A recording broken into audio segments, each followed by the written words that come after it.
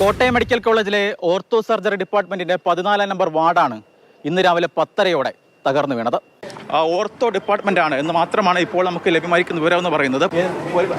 മൊത്തത്തിൽ പോയോ? രാവിലെ 10:30 സംഭവം. വലിയ ശബ്ദത്തോടെ പഴയ കെട്ടിടത്തിന്റെ ശുചിമുറി ഭാഗമടക്കം അടർന്നു വീണു. 3-ാം നിലയിൽ ട്രോമ കെയർ വാർഡ് പ്രവർത്തിച്ചിരുന്ന കെട്ടിടത്തിന്റെ ഭിത്തിയുടെ ഒരു ഭാഗവും അടർന്നു. സമീപത്തെ വാർഡുകളിൽ പ്രവേശിപ്പിക്കപ്പെട്ടിരുന്ന രോഗികളും കൂട്ടിരിപ്പുകാരും 4 പാടും ചിതറിയോടി. ഒടുവിനും ചതവിനും ശസ്ത്രക്രിയ കഴിഞ്ഞ് വിശ്രമത്തിലായിരുന്ന രോഗികളുമായി കെട്ടിടം വിടാൻ ബന്ധുക്കൾ പാടുപെട്ടു. നോക്കുമ്പോൾ ആ കെട്ടിടം ഇരുന്ന് ഞങ്ങളുടെ ഭാഗത്തോട്ട് ഇങ്ങനെ വീണുകൊണ്ടിരുന്നപ്പോഴാണ് ഞങ്ങൾ ഇറങ്ങി ഓടുന്നത്. എല്ലാവരും കയ്യിൽ ഞങ്ങളുടെ മെഡിസിന് അതെല്ലാം നഷ്ടപ്പെട്ടിട്ടുണ്ട്. കുറേ സാധനങ്ങളെല്ലാം ഞങ്ങളുടെ നഷ്ടം, തുണികളെല്ലാം ഞങ്ങളുടെ നഷ്ടപ്പെട്ടു. ഞങ്ങൾക്ക് അതല്ലേ വലുത്, ഞങ്ങളുടെ മോൻ്റെ ജീവനും കൊണ്ട് ഞങ്ങൾ ഓടുമായിരുന്നു. കോട്ടയം തലയോലപ്പറമ്പ് ഉമ്മൻകുന്ന് മേപ്പത്തുകുന്നേൽ ബിന്ദുവാണ് മരിച്ചത്. രക്ഷാപ്രവർത്തനം തുടങ്ങി 2.5 മണിക്കൂറിന് ശേഷമാണ് കെട്ടിടാവശിഷ്ടങ്ങൾക്കിടയിൽ അബോധാവസ്ഥയിൽ ബിന്ദുവിനെ കണ്ടെത്തിയത്.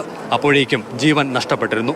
ബിന്ദുവിനെ കാണാതായെന്ന വിവരം ഭർത്താവും മകളും അധികൃതരുമായി പങ്കുവച്ചിരുന്നു. എന്നാൽ ബുൾഡോസറുകൾ എത്തിച്ച് യഥാസമയം തിരച്ചിൽ തുടങ്ങാനാകാഞ്ഞത് 52-കാരിയുടെ ജീവൻ അപകടത്തിലാക്കിയെന്നതാണ് വിമർശനം. ബാത്റൂമിലോട്ട് പോകുമായിരുന്നു.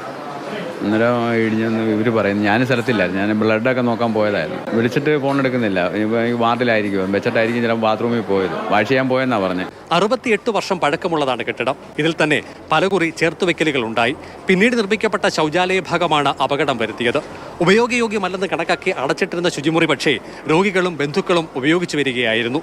ഇവിടെ കുളിക്കുന്നതിനിടെയായിരുന്നു ബിന്ദു അപകടത്തിൽപ്പെട്ടത്.